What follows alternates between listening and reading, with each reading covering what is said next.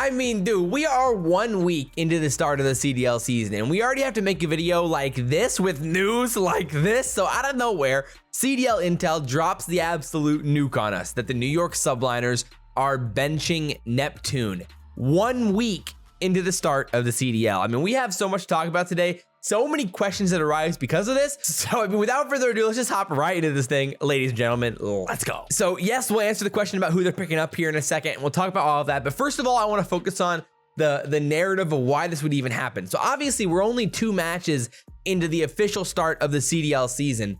And yeah, they started off not playing well. Obviously, in their first 2 official matches, they lost to Seattle 3-0, then lost to LAG 3-1. But if you think back just like 2 weeks ago to the Kickoff Classic, they won 2 matches there. They beat the Breach 3-2. They beat the Rocker 3-0. Then they end up losing to Seattle 3-1. But what we know about Seattle is that they're a top 2 team in the game. Right now, they probably are the best team in the game after just beating Toronto in that insane game 5. So realistically, that puts a lot of emphasis on that last match they played against LAG where they lost 3-1. And specifically those first 2 maps on Berlin Hardpoint and Berlin S&D were real tough, where in the hard point, there was a lot of mistakes. They lost 250 to 158. They got broken a handful of times. And I do wonder if it has anything to do with the fact that Hook and ASIM were absolutely torching the SMGs on New York throughout a lot of this series. Even though we saw Hydra dominate on the control on Tuscan, Neptune definitely struggled early on in those first 2 maps. And like they lost 6-0 in the Berlin Search and Destroy, and Neptune got shut out in that, going 0-6. Hydra went 1-6. And of course, they have been playing this game now for 3 months. So from Crim and Clay's perspective, and maybe from Hydra's as well, Revan's as well as the coach, if it's not working, it's not working. And there had been some talks about them struggling inside of scrims, but leading into that week, there was reports that Neptune had a thumb infection, so there was actually problems with him not being able to fully scrim that week. So I was shocked, to say the least, but when I saw this news, and we talked about this on the podcast just yesterday, about the potential of Neptune getting benched, as he is kind of the odd guy out there. But like with that said, I'm still shocked that it happened this early though, because there was so much potential coming off of the success of Florida last year, or the success of Neptune on Florida last year more specifically, and the upside that we saw him in slang, in hardpoint especially, and some of the natural instincts and playmaking that he had in Search and Destroy last year, I thought flashed tons of potential. And it was the reason for why New York was willing to take the shot on him versus like a guy like Vivid, who Crim teamed with last year. The only other telling thing that was a little bit questionable was the listen in on Tuscan against Seattle. And I'll play a clip of it right here because you can hear Crim getting a little frustrated. It just felt off. We're good. Yo, Paco and Travis, calm down. One's mid, Fred. They're gonna probably be here. What's on mid? And another one underbroken. Lamar, watch out. Underbroken, Mike. Guys, we gotta rotate, man. Yeah, rotate. Everyone fucking relax, dude. Yeah, please. Okay. He was Like Travis or Paco, you're talking super loud. I got him. Nice, good shit. I'm nading. You too? I'll get Lamar well. Yeah, one's gonna be mid. Top church. Yeah, slow it down. One is pushed on mid, guys. One mid. There should be another one mid. Middle on me somewhere. Yeah, Fred, I didn't stun him. Work mid. I don't know where he is. You gotta get what I'm trying to say there. It felt a little off. That's not a normal listen in there, even though like Crim maybe wasn't necessarily like pissed sounding in that. Clay sounded a little bit more frustrated, but we've literally seen like after every single match, Clay looks over and then he starts talking. There's definitely some frustration there, and whether it's through Neptune and how his mentality, or how he approaches the game, or his communication as a teammate, or if it's just something else entirely, hard to say.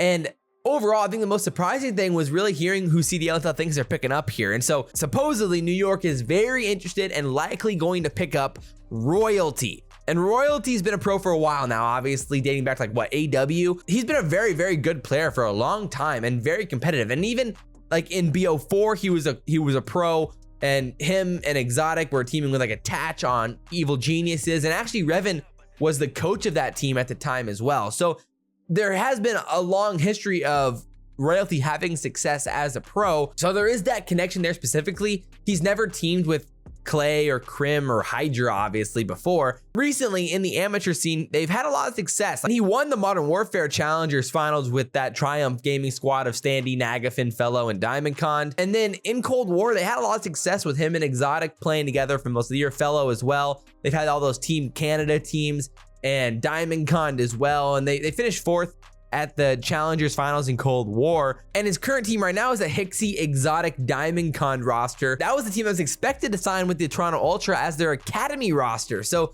there's a lot of moving pieces here because of this potential move. And before this year, he was teaming with Parasite and Diamond Con and Exotic before Parasite stepped away from the game. You know, they've been consistent this year with a lot of tops, mostly top 6s, 1 top 4 this year. But I mean, overall, I am a little bit surprised that it's Royalty specifically. He didn't qualify for the Elite Series. You know, it's surprising to see that the first player picked up the season would be a player who didn't qualify for the Elite Series or who hasn't finished top 3 at a cup this year. So it is interesting to see that New York's prioritizing maybe past experience or things that they know about Royalty over current success with their teams, where that Hixie Diamond Con Royalty Exotic team ended up missing the Elite Series. But obviously so did some other really good teams like the Pandor God RX, Pentagram, Vickle team, and others as well, like the Hollow Squad missed. And probably the most interesting part of that whole report was CDL Intel saying that Royalty was actually reached out to before the CDL kickoff by NYSL. That really means they were considering this roster change or not confident in Neptune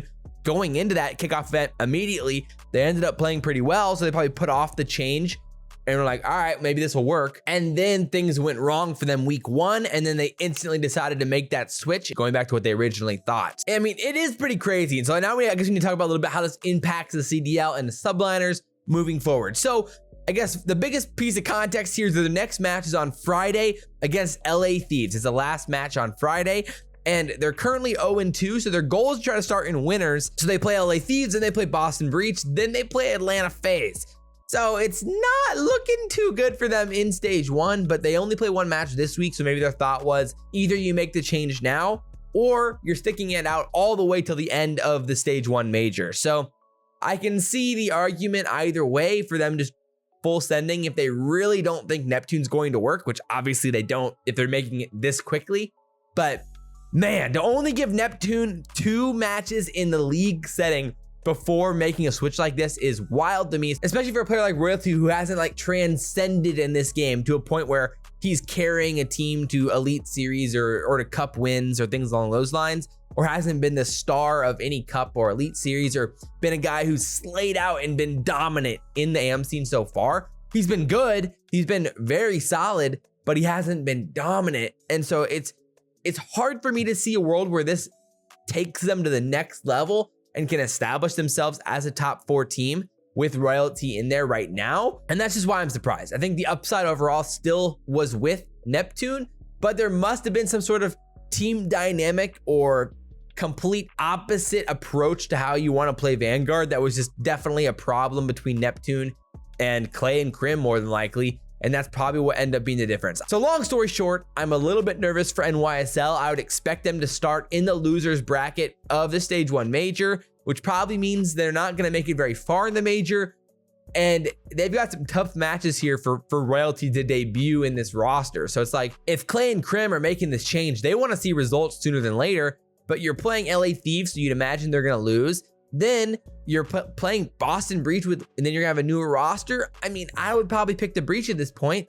And then you're playing Atlanta FaZe. So there's a world where they could go 0-5 in the stages. Then you go in and then you have 1 match to prove it in a LAN environment where they'd be playing a winners bracket team who lost. So it's like, they could start off 0-6. I wouldn't be that surprised. And at that point, then you're in a real hole where now you have to dig yourself out in stage 2 to then even have a chance to start in the winners after stage 2. So there's a long road ahead here for the New York subliners when they're making a change like this, and we'll see what happens, man. Hopefully you guys enjoyed this video. Drop all your comments down below. Check out the podcast. Last episode was a banger with I Hold Shift. Appreciate you guys for watching. And I'll be doing a watch party this weekend. Head over to my Twitch channel and I'll be hanging out there. Appreciate you guys. Talk to you guys very soon. Peace.